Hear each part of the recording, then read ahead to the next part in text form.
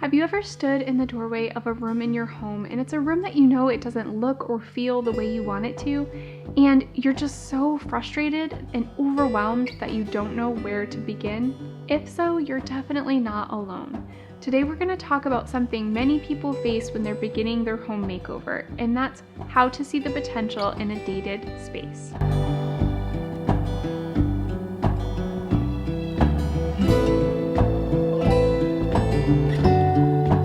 First, let me introduce myself. My name is Nina Hendrick, and I help women create homes that combine comfort and beauty so that you can spend your time focusing on what truly matters, and that's making meaningful memories with your family. How do you go into a room and see the potential and know how you want to redesign it? This is a question I get a lot, and I think that the frustration behind it comes from a common misconception that I actually used to share. I think most of us believe that the coveted design eye, or the ability to look at a space and see the before and after unfold in your head, is an innate gift, and either you have it or you don't. But over the years of completing projects and redesigning spaces, I've come to realize that there's actually a process that anyone can follow. There's a simple formula to size up a space and create a detailed design plan, but it starts with 10 key questions.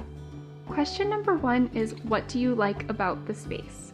It may seem counterintuitive, but focusing on the positives first actually helps you to reduce the overwhelm of starting a project. By realizing that you have a few key elements in place already by the things that you like, you have a tangible place to begin your project. Do you already know that there's old hardwoods hiding under that wall-to-wall carpet? That's super exciting and something we always love to watch on those home improvement shows. Or do you have a ton of natural light that filters into the room as you're drinking your coffee in the morning? Or maybe you have a small room, but the small aspect of it actually makes it feel cozy. Or maybe there's nothing physical that you like about the room at all, but you play board games there as a family, so you have a really happy and powerful memory attached to the space. That completely counts. I just want you to make sure to start off with something positive.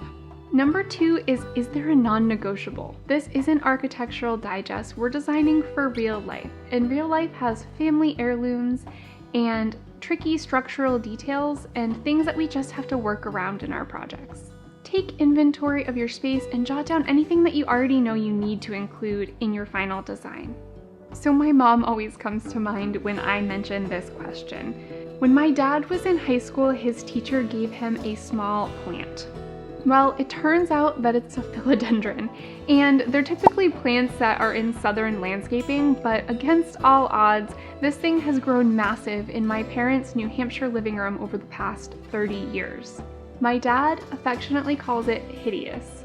Now, my mom would love to send it on a one-way ticket to Florida, but my dad says, no, absolutely not. It is non-negotiable. It's part of our family.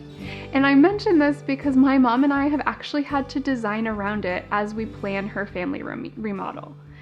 And I know that's kind of an extreme and silly example, but there's a chance that you have your own hideous in your life. Is it your husband's favorite armchair? These are things that we have to work around in real life projects when we're making compromises. Other examples of non-negotiables may be family heirlooms or tricky structural details like heating soffits or electrical baseboards. In any case, whatever your non-negotiable is, just make sure to make note of it for the second question.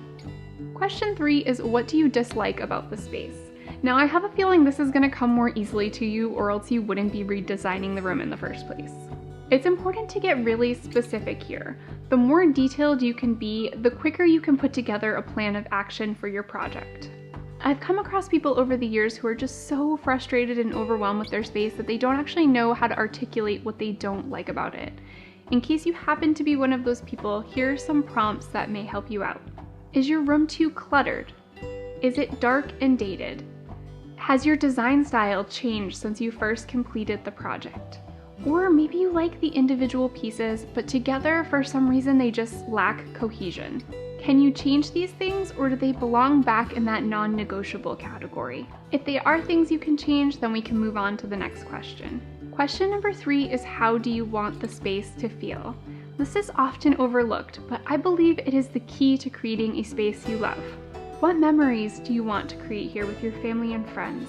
When you get clear on this, the other pieces of your design may just fall into place for you. In my upcoming project planning course, Home Goals, this is what I call the meaningful mindset of project planning.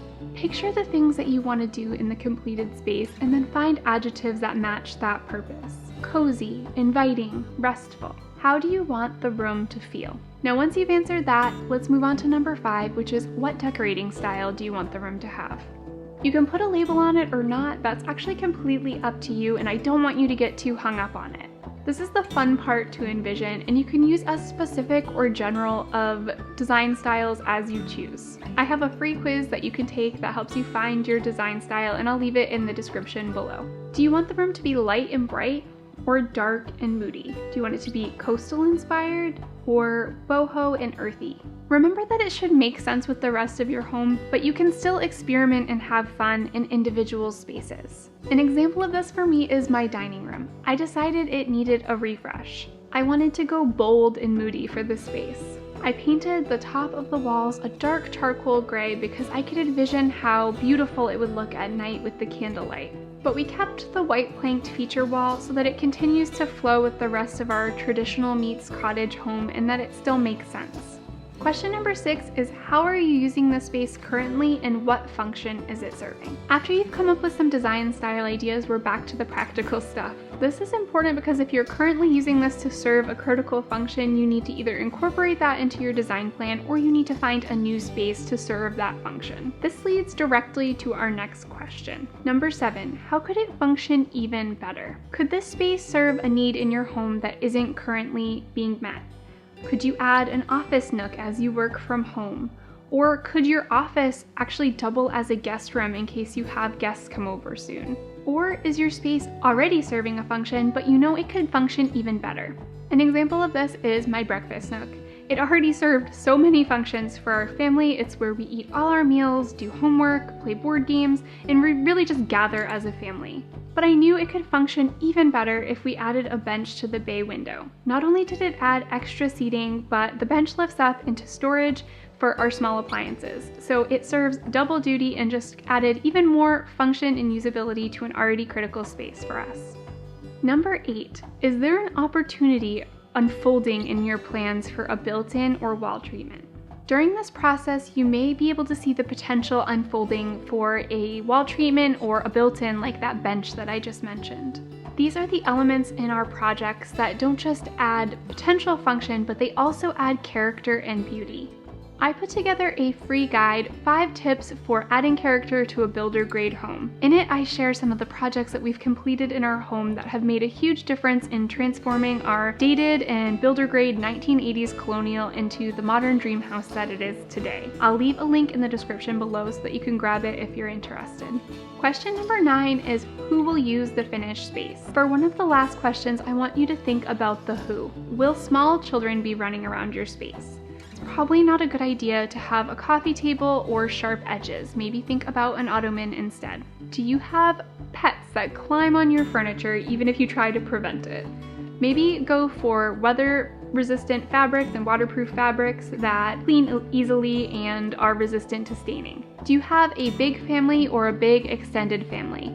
You're going to need lots of seating, and that ottoman may even serve the purpose of extra seating when you have guests over. Or will it really just be you and your partner that use the space? Determine who will be using it and make sure to make note of that for question number 9. Question number 10 is if there are any special considerations that are unique to your project. Maybe you live in a historical district and you have certain regulations about your home that other people might not have to consider. Question number 10 is all of those things that are going to be specific to just your unique situation. So try to think about the big picture of your project and any of those factors that may come into play. And so there you have it. Those are the key questions that you need to answer in order to begin your project and see the potential in a dated space. Once you're satisfied that you have a good grasp on this space, you can begin to put together the other pieces of your project plan and then get started.